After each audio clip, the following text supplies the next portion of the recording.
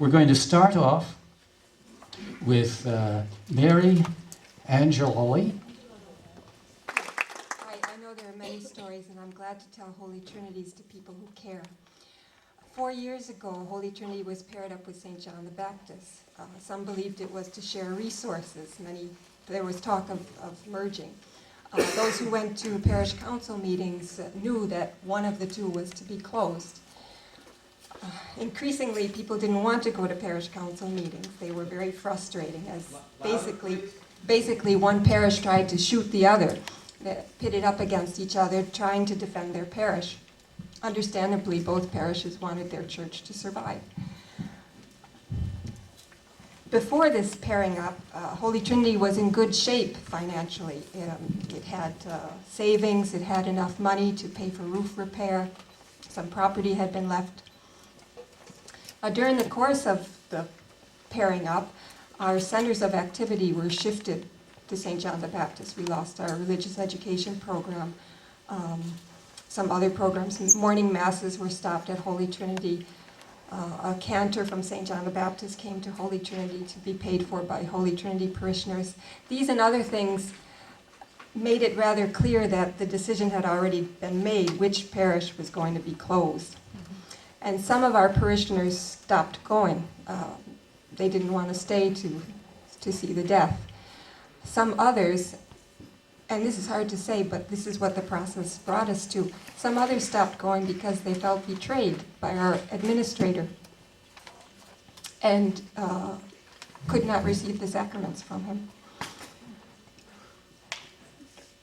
Parishioners were used to strong leaders and were used to having financial statements, detailed financial statements. During the time when we were paired up, our bookkeeper was changed to someone outside the parish. Our trustees were also replaced, trustees who had been longtime parishioners that everybody knew, one of whom now is someone only marginally connected to the parish. The detailed yearly financial statements were stopped.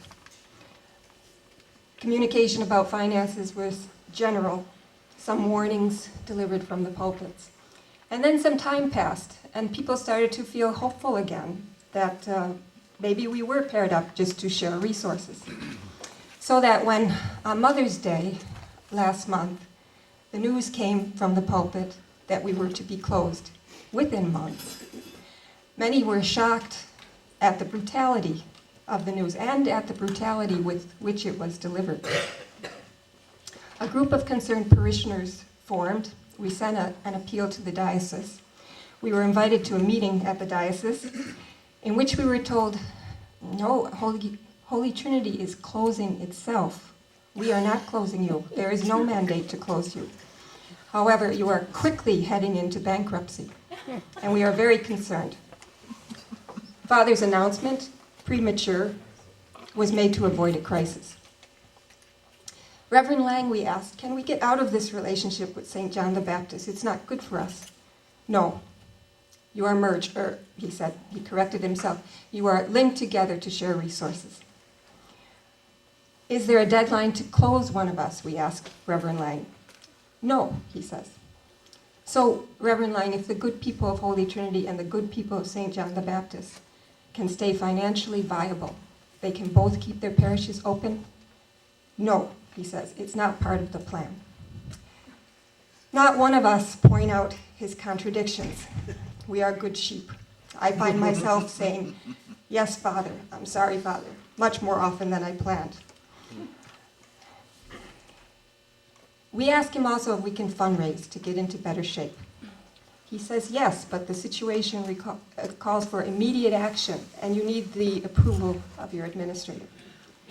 So we launch into immediate action. You see, Holy Trinity is not yet in debt. There are many things, of course, there are many things we can do to get into better shape, and we have many ideas. We make 100 phone calls to ask for pledges and contributions. We find bingo equipment. We have 4 teams ready to volunteer.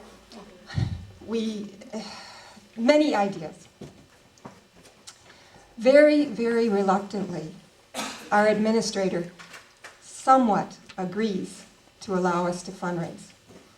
There have been no efforts to fundraise for ourselves during his tenure.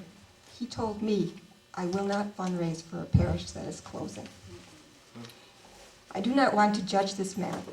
It may be that he has so much integrity, he doesn't want to delude us any further.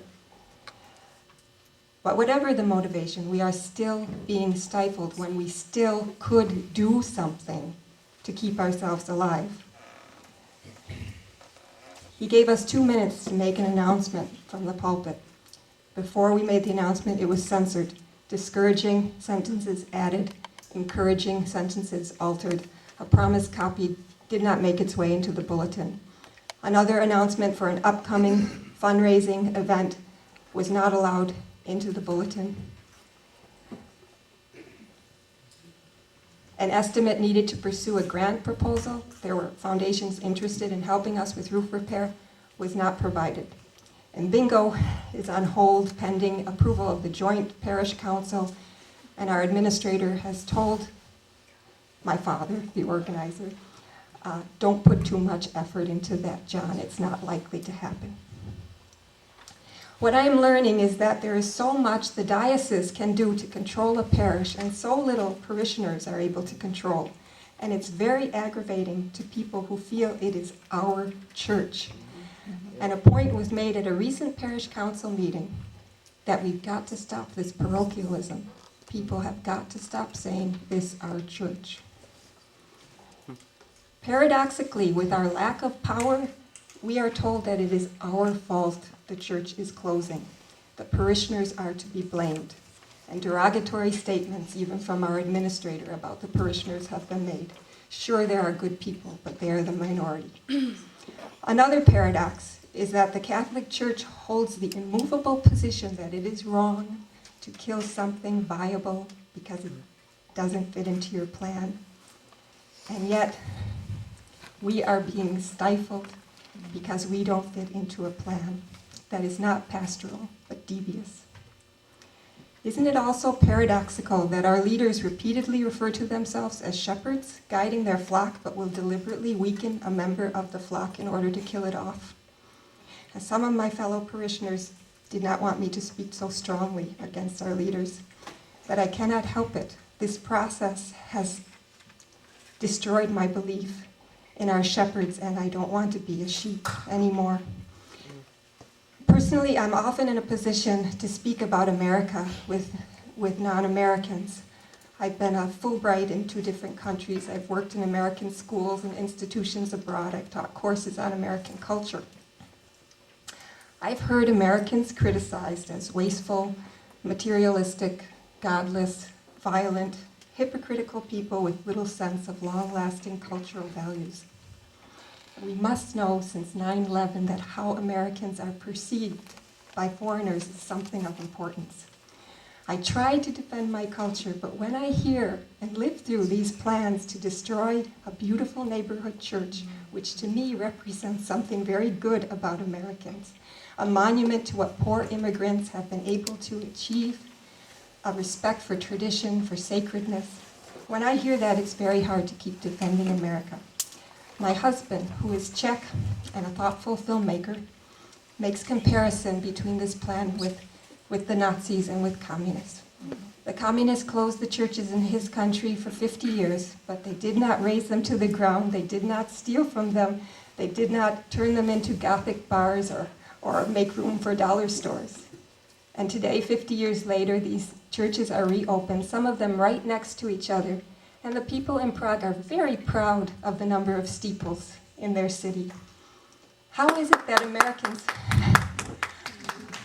question how many churches we need? We question how many churches we need, but we don't question how many dollar stores we need. One more point, because my fellow parishioners begged me to be positive. And this is where I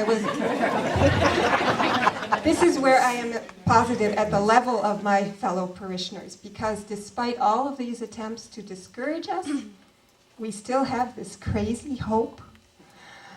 As Catholics, we believe in miracles, and we know how to pray together And I hope today we learned something about how to fight together.